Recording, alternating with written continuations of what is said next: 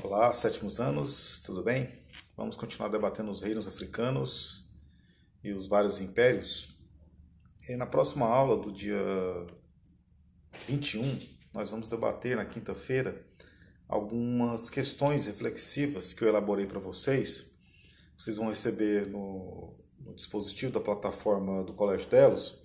Então eu quero que vocês peguem um caderno, reflitam essas questões para a gente debater no dia 21. Temos uma questão que trata do negro, do continente africano, visto pelo cinema e pela TV também. Ao longo da história, nós percebemos que os filmes, as novelas, quando tratam da África, trata de uma forma estereotipada, uma cosmovisão preconceituosa.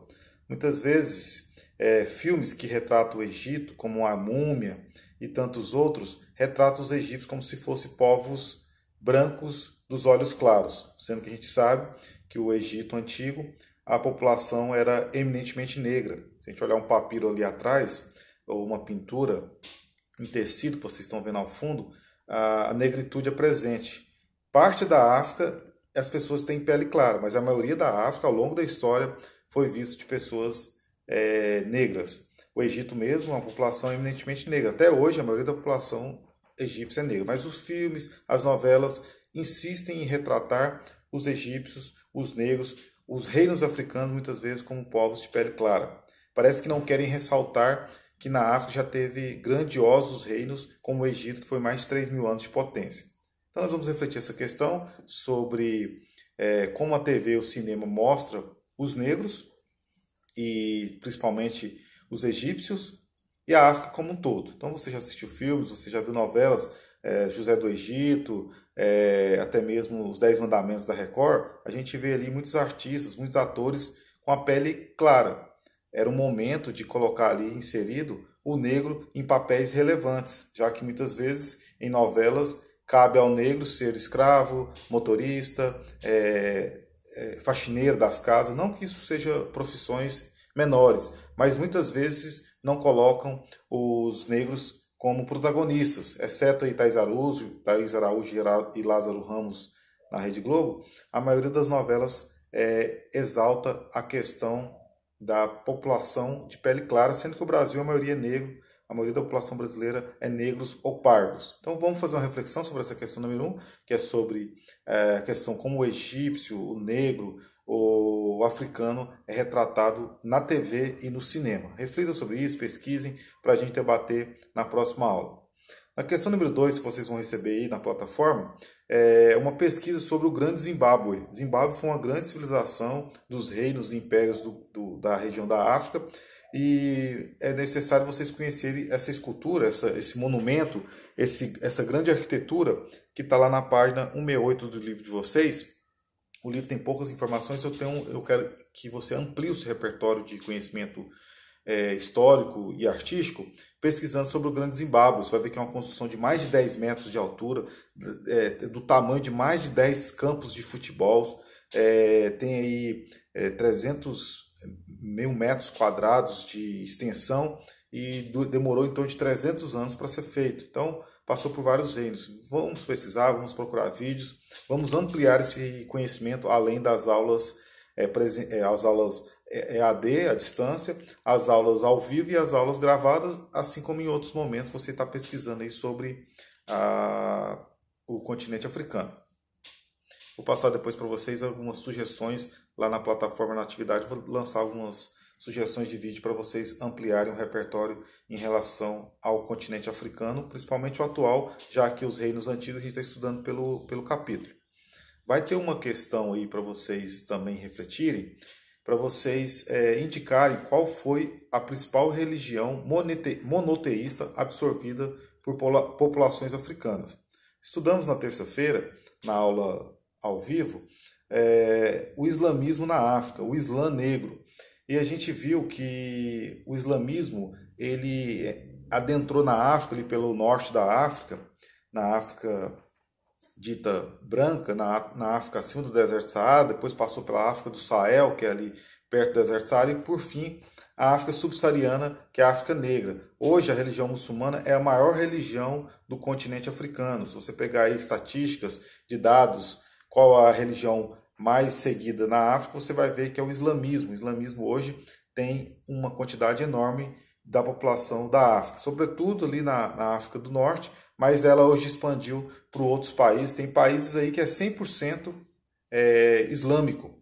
E isso foi possível, principalmente ali no início do século XI, quando começou aquelas caravanas comerciais adentrarem a África por questões econômicas e depois foi inserindo naquela população também a religião muçulmana. Então a gente vai perceber aí que a religião muçulmana ela teve sucesso na África também por questões de flexibilidade, de não impor ao africano a inserção da religião muçulmana, sendo que eles respeitavam as religiões primitivas, as religiões de matriz africana. Então, mesmo a pessoa não aceitando o Islã, ele não era perseguido, ele poderia continuar com a sua religião desde que ele pagasse impostos devidos aos reinos que era do Islã.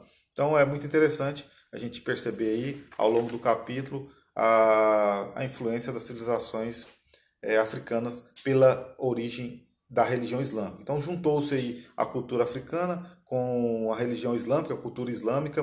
Os islâmicos são pesquisadores, são inventores, então foi muito importante esse contato que os reinos africanos tiveram com o islamismo. Muitos escravos que vieram para o Brasil islamizados foram os escravos que sabiam ler, escrever e eram mais críticos em relação à escravidão. A maioria das revoltas coloniais do Brasil de escravos foram os escravos que eram escravos islamizados, como a revolta dos malês na Bahia, os escravos eram de origem africana islâmica. Então o islamismo é a religião predominante aí na África naquela época e hoje também. É claro que ainda continua as religiões de matriz africana, as religiões que têm as feitiçarias, que têm as questões que eles voltam para o animismo, que é uma religião que cultua a alma dos ancestrais. Então é muito interessante que continua as religiões de matriz africana. Os lugares que foram colonizados por Portugal, eles não aceitavam esse sincretismo religioso, essa mistura de religiões, causando um extermínio da cultura africana. Então é importante ressaltar esse ponto positivo dos islâmicos, haja vista que na atualidade os islâmicos são muito criticados por serem ditatoriais, por serem homens-bombas, serem até mesmo tidos como povos que brigam, que ocasionam terror, mas isso não condiz com a maioria dos islâmicos. Os islâmicos, na maioria, são pessoas de paz e amor, um grupo mais rígido, um grupo mais extremista, em todas as religiões tem. Assim como a religião muçulmana tem os xiitas e tem os sunitas, tem tanto extremistas nos xiitas como nos sunitas, como a gente viu na aula de terça-feira. Então nós temos que ter essa visão mais ampla, menos preconceituosa e tolerante com outra religião. Eu já tive aluno, por exemplo, islâmico, muçulmano, que era o Muhammad Ali, um menino do 9º ano, que eu dei aula alguns anos atrás, e ele sempre foi cordial, sempre amigo, muito educado. Então nós não podemos generalizar de forma alguma que os islâmicos são do mal ou que são terroristas, muito pelo contrário. Vamos tirar essa concepção aí, como a gente está tirando a concepção de uma África pobre, miserável, a gente também vai desmistificando, tirando essa visão estereotipada de que o islâmico é homem-bomba. Não, muito pelo contrário, a maioria é paz e amor.